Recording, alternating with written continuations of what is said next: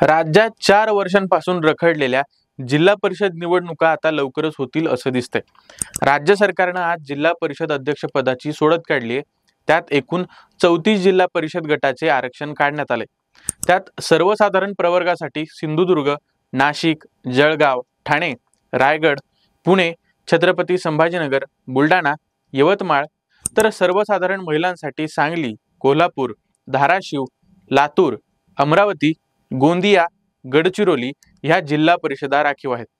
सर्वसाधारण नागरिकांचा मागास प्रवर्ग अर्थात ओबीसींसाठी सोलापूर, हिंगोली, नागपूर, भंडारा, तर नागरिकांचा मागास प्रवर्ग महिलांसाठी धुळे, रत्नागिरी, सातारा, जालना, नांदेड या जिल्हा परिषदा राखीव आहेत। अनुसूचित जातीसाठी परभणी, वर्धा, तर अनुसूचित जाती महिलांसाठी फक्त बीड आणि चंद्रपूर राखीव आहेत।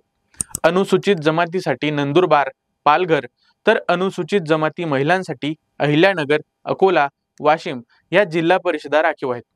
त्यामुळे आता पुढील काही दिवसातच जिल्हा परिषद आणि पंचायत समिती निवडणुकींचा कार्यक्रम जाहीर होण्याची शक्यता आहे।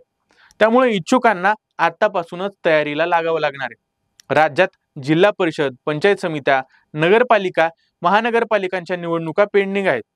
त्यात सर्वात आधी जिल्हा परिषद आणि पंचायत समिती निवडणुका होण्याची शक्यता आहे। मे महिन्यात सुप्रीम कोर्टात या संदर्भात सुनावणी झाल्यानंतर कोर्टाने सप्टेंबर अखेरपर्यंत निवडणुका घ्या असे आदेश दिले होते। त्याच अनुषंगाने आता 16 सप्टेंबर रोजी सुप्रीम कोर्टात एक महत्त्वाची सुनावणी पार पडणार आहे।